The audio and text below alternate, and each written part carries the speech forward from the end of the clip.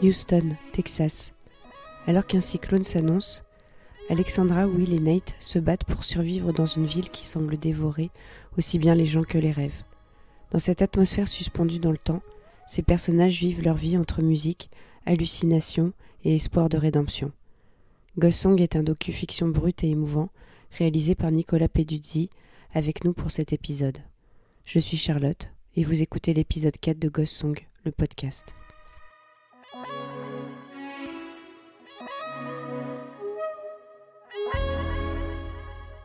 Bonjour, je m'appelle Nicolas Peduzzi et je suis réalisateur. Et j'ai réalisé Ghost Song qui sort le 27 avril en salle, au cinéma. Comment est née l'idée de Ghost Song ? Et pourquoi ce choix de Houston ? Au départ, en fait, j'ai réalisé mon premier film à Houston. En fait, j'habitais aux États-Unis et j'avais rencontré Taylor, qui est le personnage principal de mon premier film, avec qui j'avais eu une histoire d'amour il y a très longtemps. On était restés proches. Enfin, l'amour était devenu une amitié très forte. Je connaissais pas Houston du tout à ce moment-là, mais je suis allé un peu y vivre et passer du temps avec elle. C'était plutôt un milieu favorisé, WASP, américain, et dans des quartiers un peu huppés de Houston. Mais elle, qui était une personne, Taylor était aussi musicienne un peu, et s'intéressait à plein de choses. Elle m'a introduit à toute la scène underground de Houston.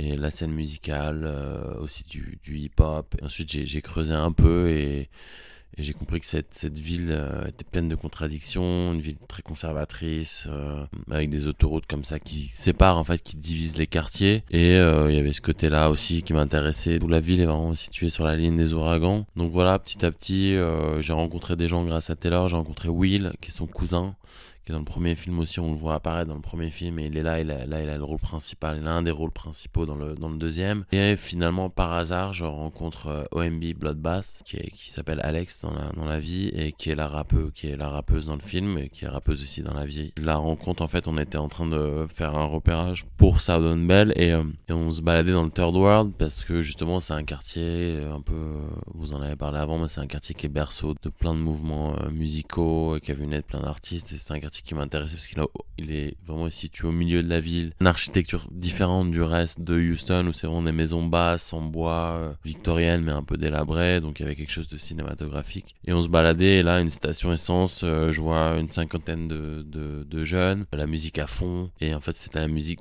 qui sortait des voitures, c'était la musique de OMB Bloodbath. Et donc on s'approche, et là j'étais avec Francesco, qui est aussi chef-op, qui est un ami mais qui est aussi chef-op. Et là je vois OMB qui me pointe un pistolet, et donc du coup je lui dis attends, viens, on se casse.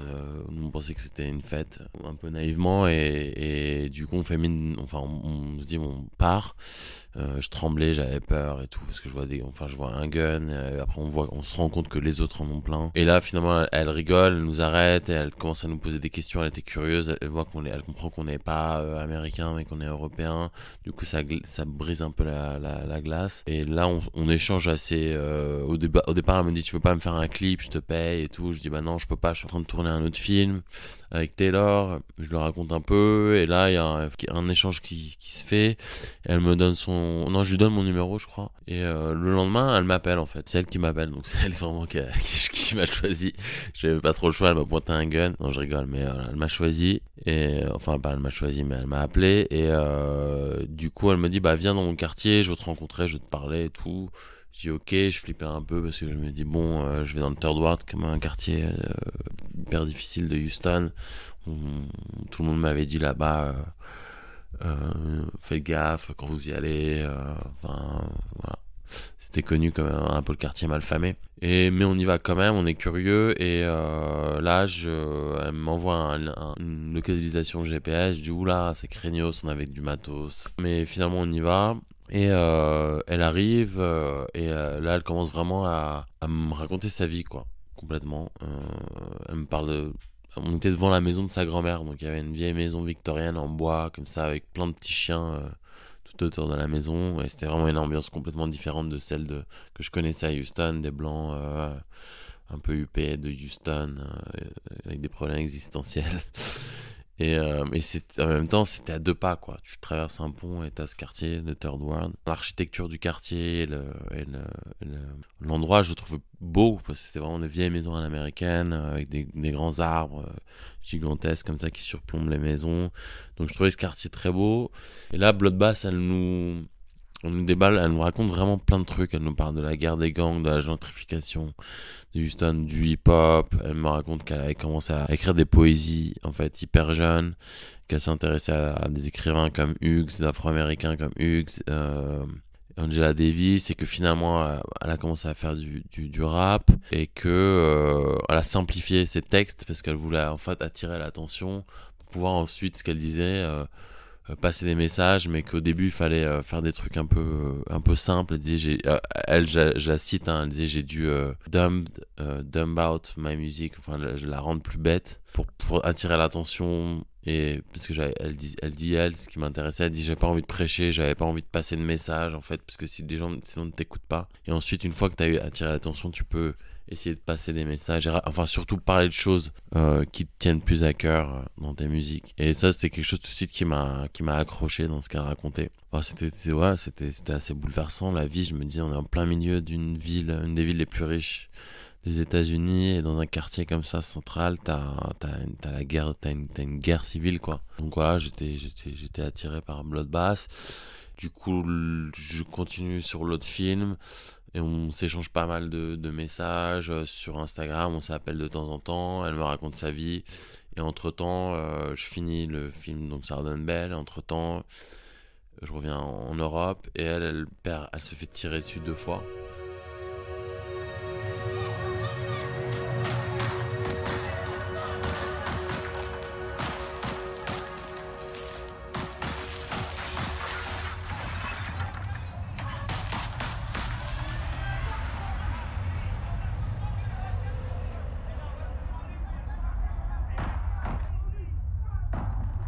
Donc elle prend 2 balles perdues et elle perd 20 de ses amis, dont un neveu de 8 ans. Et là, je reviens pour faire le film avec elle et avec Will aussi, parce que le point de départ, c'était quand même la ville de Houston, tous ces personnages, ces artistes en fait, qui émergent de cette ville. Et donc je reviens à Houston, et en fait, elle était traumatisée, quoi. Son quotidien, c'était d'être au studio toute la journée enfermée à faire des sons. Donc là, c'était vraiment dédié à 100% à sa musique. Elle pouvait pas, elle se cachait, elle longeait les murs. Si on avait rendez-vous, elle était dans l'endroit 1 heure avant, en observant que tout se passe bien. Enfin, elle était complètement apeurée.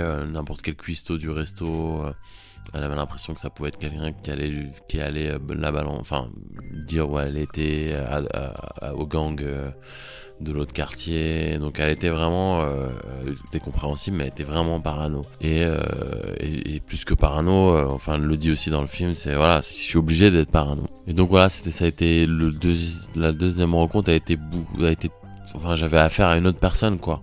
Personne qui avait vécu une guerre vraiment. Et donc ça a changé un peu la donne du film d'une certaine façon, parce que moi j'avais prévu, anticiper plein de choses que j'avais envie de faire avec elle. Et justement l'idée de mélanger un peu le côté fiction, docu, c'était quelque chose que j'avais esquissé dans mon premier film, que j'avais envie de pousser là. Mais ça n'a pas été non plus tout à fait possible, parce que voilà, c'était finalement elle était tout le temps en studio à ce moment-là, donc on a dû quand même recréer certaines scènes de sa vie, mettre en scène des choses, mais ce qui allait très bien pour moi. Mais ça a changé un peu la donne du film, et voilà, il a l'aspect qu'il a maintenant. C'est des imprévus aussi qui font que finalement des choses dont je suis assez contente se sont faites au montage, quoi. Quel a été le dispositif de tournage ? Comment tu as filmé ? On était 3. J'étais vraiment avec mon cousin et ma cousine. Mon cousin qui n'était pas preneur de son, mais qui a fait le son. Et ma cousine qui sortait d'une école de chef-op, qui a fait une partie des images. Et après, on était à 2. Et le dernier tournage, j'étais tout seul, complètement. Donc c'était un dispositif. On voit quelques images dans le film, il n'y en a pas énormément, que j'ai filmé moi. Mais c'était une petite caméra avec un micro directionnel. Mais en même temps, ça permettait d'être plus intime. Et finalement, ça m'obligeait aussi à avoir des plans serrés, parce que j'avais pas de HF. J'ai vraiment, pour être le plus libre possible, un micro directionnel. Du coup, ça a fait que voilà, il y a des plans qui sont très serrés sur le visage. Et c'était pas forcément un choix, mais finalement, je trouve que ça donne quelque chose d'intéressant.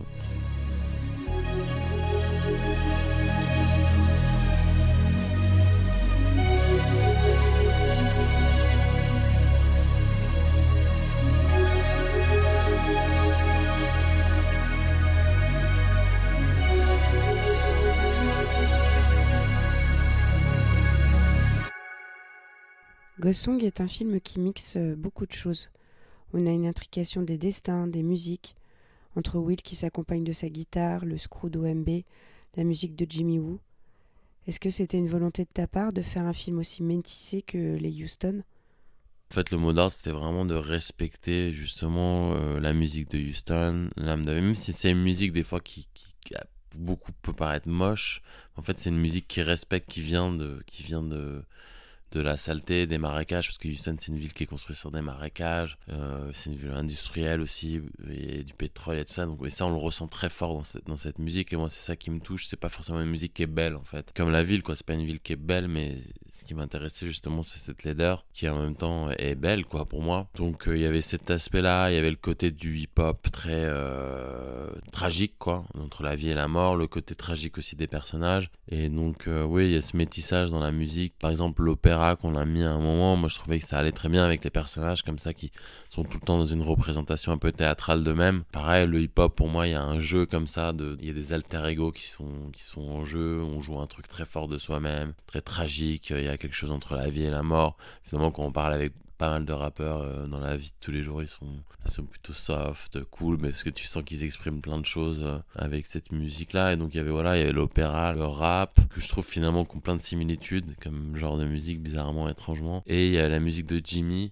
Jimmy est une des personnes vraiment qui m'a introduit aussi, parce que quand j'avais été à Houston la première fois, je savais qu'il y avait le screw et tout, mais c'est lui qui m'a fait une des personnes qui m'a vraiment fait creuser cette musique-là et comprendre qu'il y a un truc hyper original et une musique très indépendante.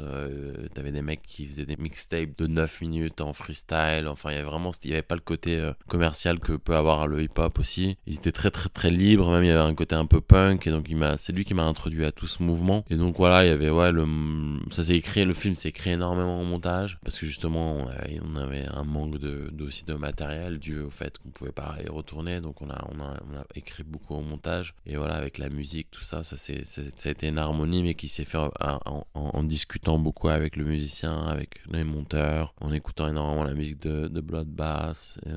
Voilà.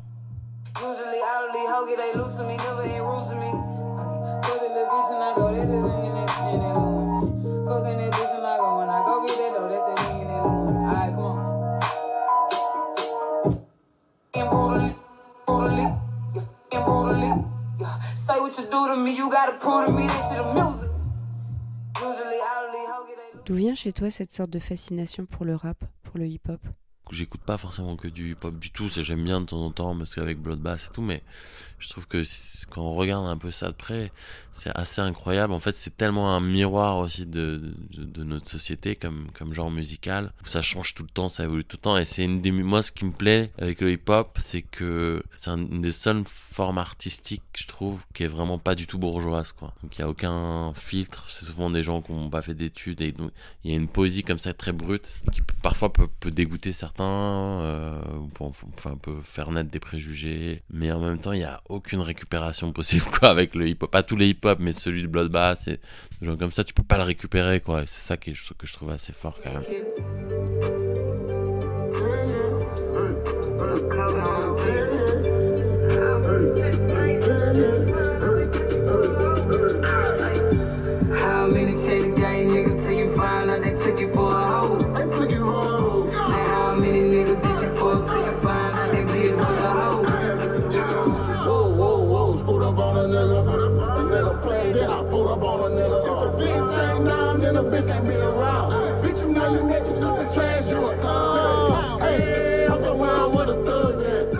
Merci Nicolas Peduzzi, on est vraiment très fan de ton film.